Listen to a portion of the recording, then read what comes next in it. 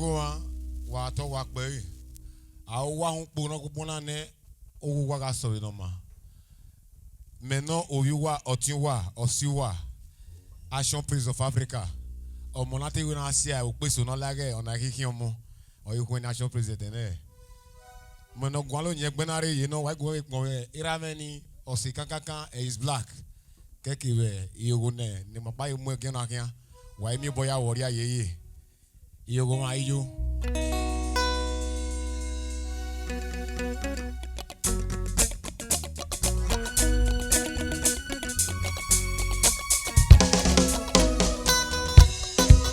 ona iwani ya yira mere Joseph no Imavidon Action Prince of Africa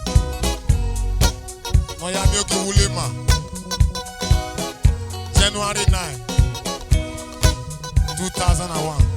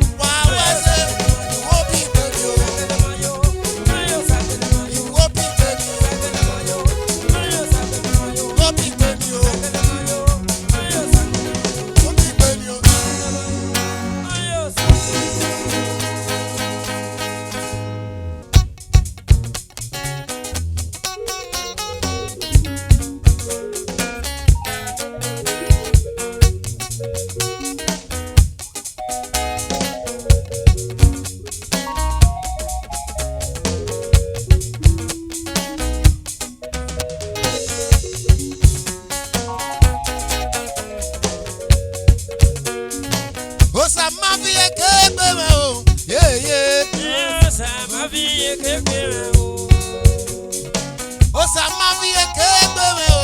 Yeah yeah. Osa ma vie kebe me o. Osa me o. Osa me. Owesu wese. Ekwa me ye o. Ma vie kebe me o. Ekwa me no no. Owesu wese. Ekwa me ye o. Ma vie kebe me o. Osa ma vie kebe me o. Yeah yeah. Osa ma vie kebe me o. Osa ma vie kebe me o. Ehis black. Osa ma vie kebe me o. Osa me o. Osa me. Owesu wese.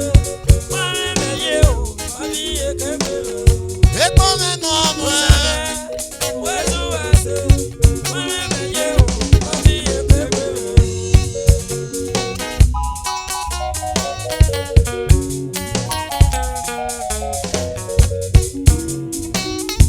Otu nagba bielima. Eni bulo ne. Ni buro da wogo. Numozo gakele. Zama vie kebe me o. Otu nagba bielima o. Eni bulo ne. Ni buro da wogo. Numozo gakele. Osama vie kebe me o. Osama vie kebe me o. Yeah yeah. Osa ma vie kebe me o. Osama vie kebe me o. Yeah yeah. Osa ma vie kebe me o. Osama o. Osa me. Owesu wese. Ekwa me ye o. Ma vie kebe me o. O ekwa me no mo. Osa me. Owesu wese. Ekwa me ye o. Ma vie kebe me o. Osama vie kebe me. Osama vie kebe me o. Omuga me mama. Uwesu wesu wese baba. Osama vie kebe me o.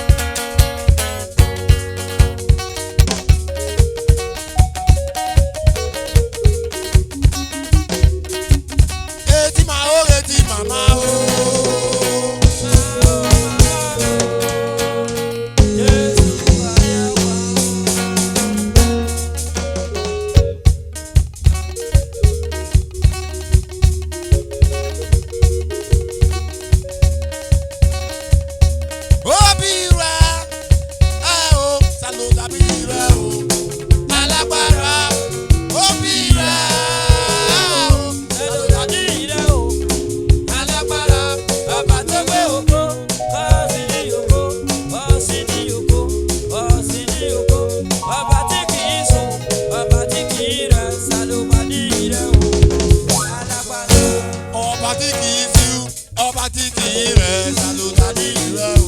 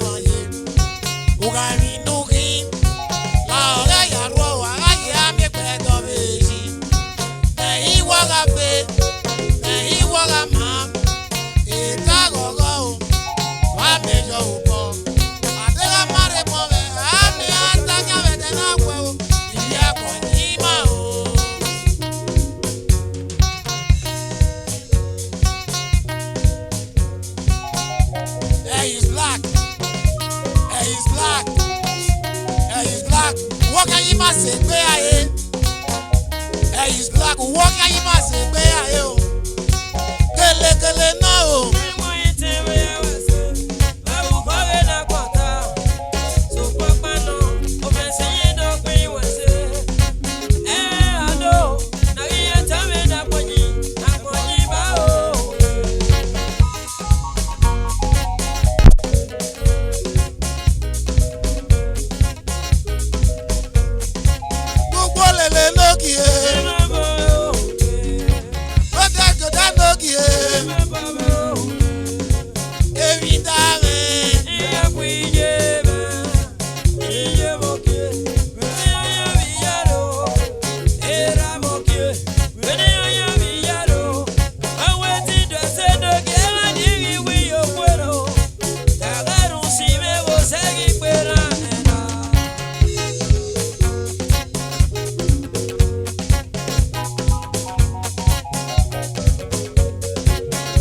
Eru mene diga po isa no ke waye. Akpo mai mene diga po isa no ke waye. La evi nugi. Ala ya ro ala ya me pe do beji. Me iwa ga fe. Me iwa ga ma. E ta go go. Wa mi yo bo. Te ga mare po be a mi o ta ke o ve te na po. Iya ko ni ma o.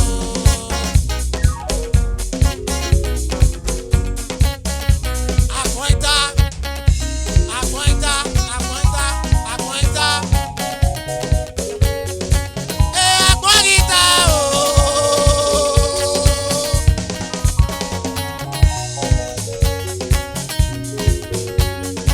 Monday, ìwà aguanta, aguanta,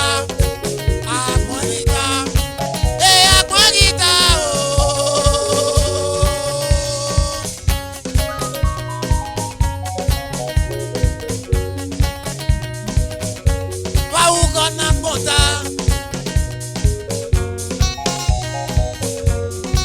Ese ma boma, esa yehu, oku gatusa, taye la moto, ese rakuya o, taye wa mese o, ese ma boma, ama we na pa ese na o, ibi akwa ni ma o.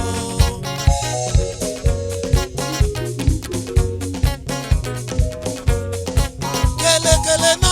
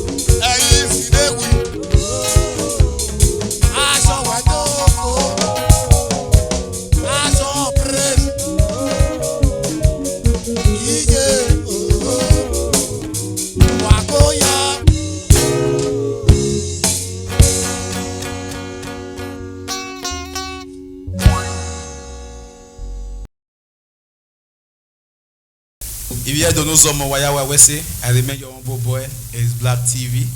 I have a brother with me here. His name is called, my brother, you have to tell my audience your name. Welcome to the show.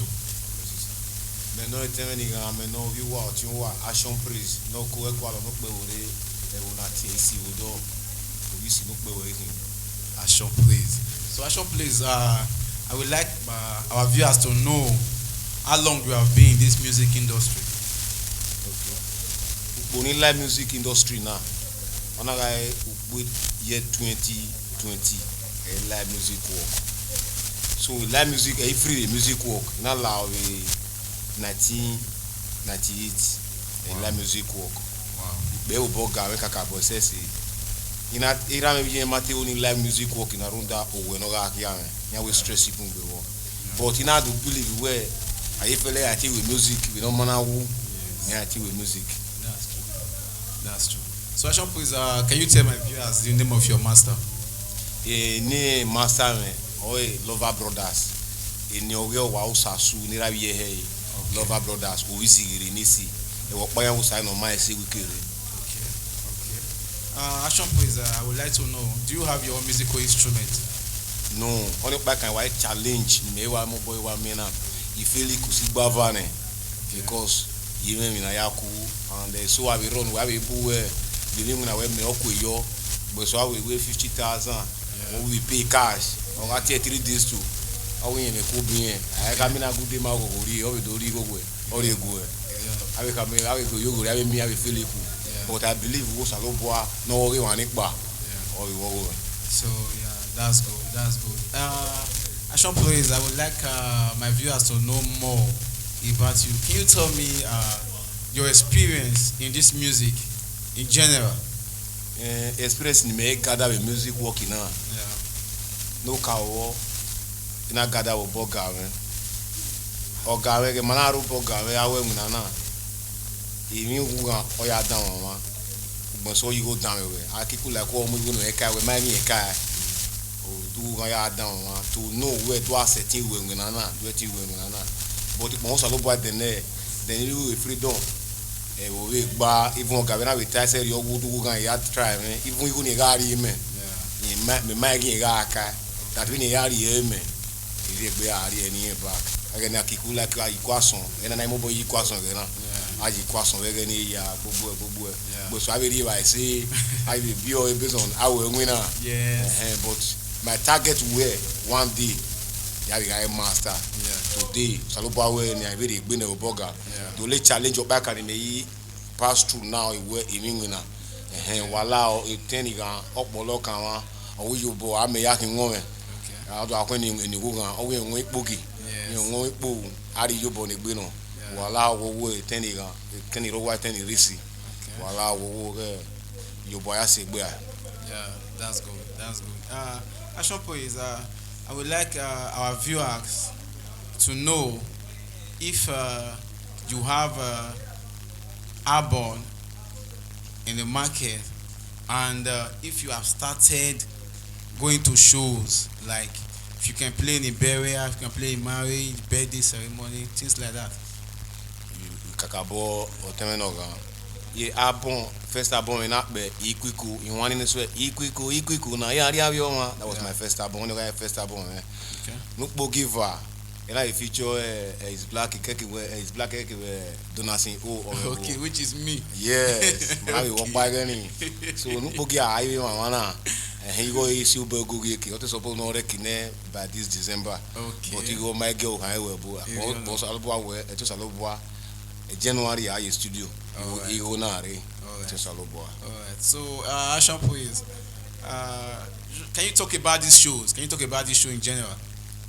Bon salobo ye we show na re de na and that we do ya show K talent or we na be hense and bon salobo and is black we sound of do ya one of keke wa no ma me gbegbe igaro boga me bonigba be 2 years boni omo first show me and the boss is so got roll you do have a band in it. Okay. So on marriage in with do by boss in the but my team with boldness and I'm show me no that cast way so yaza na we cast wa so kegeni ade eke imukubo and my me okpa lo ka gbe na eti ebo me ra akufu balance magba so we won salobo ye wa.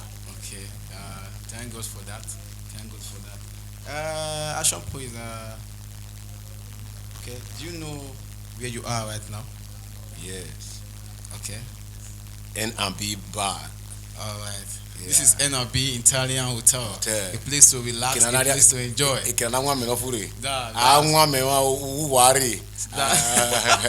Ori ma we ame.